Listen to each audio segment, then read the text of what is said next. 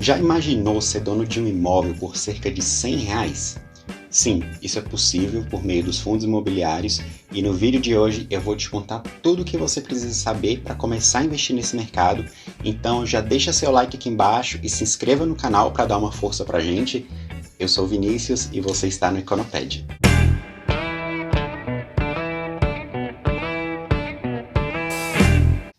Você com certeza já frequentou ou já consumiu em algum shopping ou até mesmo trabalha dentro de um. Mas você já pensou que você pode ser dono do shopping? Ou então você que já comprou em alguma loja? Você sabe pelo nosso curso de ações que você pode virar sócio dessa loja ao comprar ações dela na bolsa. Mas você sabia que você também pode ser dono do escritório que fica a sede dessa empresa? Ou então do galpão logístico que ela mantém o seu estoque? Tudo isso é possível quando você investe nos fundos imobiliários. Mas, em primeiro lugar, o que é um fundo imobiliário? Ele nada mais é do que um fundo de investimentos negociados em bolsa que investe em ativos imobiliários. Pode ser imóveis físicos mesmo, no caso dos fundos de tijolo, em títulos de dívida com lastro imobiliário, no caso dos fundos de papel, ou até mesmo em outros fundos imobiliários, no caso dos fundos de fundos. E assim como nas ações, que você vira sócio de uma determinada empresa, no fundo imobiliário você vira sócio de um determinado imóvel ou de um conjunto de imóveis.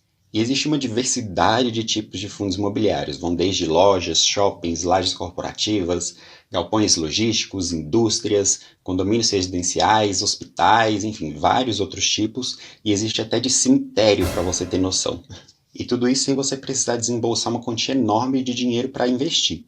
Então, em vez de você gastar milhares ou até milhões de reais para comprar um apartamento, alugar e ficar com seu patrimônio ali concentrado em um único tipo de ativo, você pode montar uma carteira com vários fundos imobiliários, diversificando em vários tipos de imóveis, cada fundo ali custando cerca de R$ 100 cada, que é um valor mediano de um fundo imobiliário hoje.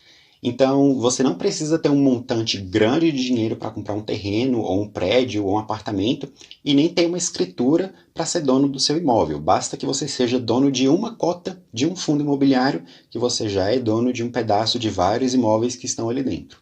Mas além de investir em fundos imobiliários, o que mais diferencia um fundo imobiliário de um fundo de investimento comum que você encontra no seu banco ou na sua corretora?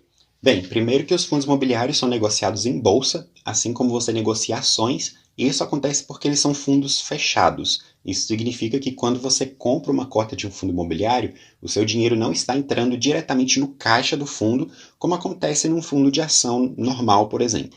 Na verdade, você está comprando essa cota de uma outra pessoa que está vendendo aquela cota para você. Você está negociando no que a gente chama de mercado secundário.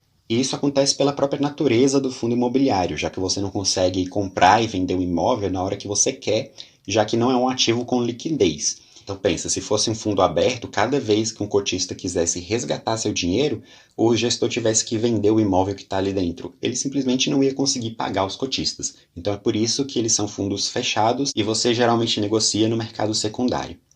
Esses fundos eles abrem sim para captação e isso acontece quando eles fazem sua oferta inicial e quando fazem subscrições. A gente já tem um vídeo aqui explicando esses eventos, eu vou deixar ele linkado aqui em cima nos cards para você assistir depois. Outra diferença é que os fundos imobiliários são obrigados por lei a distribuir seus resultados, que geralmente são distribuídos mensalmente, então eles acabam sendo um ótimo veículo de renda passiva. De acordo com a lei, eles são obrigados a distribuir 95% dos seus rendimentos mensais para os cotistas, e isso acaba que os fundos não têm muita capacidade de fazer novos investimentos com o dinheiro que eles têm em caixa. E acaba que é muito comum a gente ver os fundos imobiliários fazendo novas emissões com bastante frequência para financiar novos investimentos ou aquisições imobiliárias. Isso acontece tanto por uma questão da distribuição dos proventos, como também pela restrição que os fundos imobiliários têm para tomar dívidas, se alavancar. Existem sim formas dos FIIs se alavancarem, mas isso é um assunto para um outro vídeo. Se você quiser muito saber como que funciona, comenta aqui embaixo que eu faço um vídeo explicando para vocês, beleza? E mesmo sendo investimentos de renda variável, por conta do mercado imobiliário ser um pouco mais previsível, e da renda mensal e da questão da alavancagem, os fundos imobiliários acabam sendo investimentos menos voláteis do que as ações e, consequentemente, eles têm um risco menor. Então, os FIIs são um bom caminho para quem quer começar a investir em renda variável, mas ainda tem medo de investir em ações, já que é muito mais volátil. E é bom também para quem já investe em ações, para reduzir o risco da carteira e para ter uma renda recorrente para potencializar ainda mais os aportes. Mas é importante frisar que existem sim riscos de investir em fundos imobiliários, já que são investimentos de renda variável, então você pode ter prejuízos no curto prazo. Mas, se você já acompanha a gente, você sabe que se você investir com um horizonte de longo prazo, diversificando, você consegue reduzir bastante esse risco. E nisso a gente já entra nas vantagens de se investir em fundos imobiliários.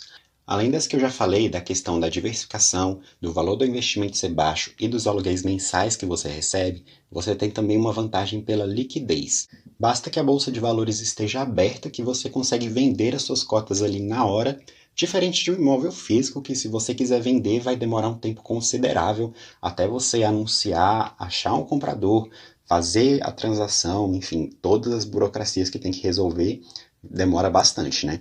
E com o imóvel físico você também não vai conseguir vender apenas 1 metro quadrado do seu apartamento.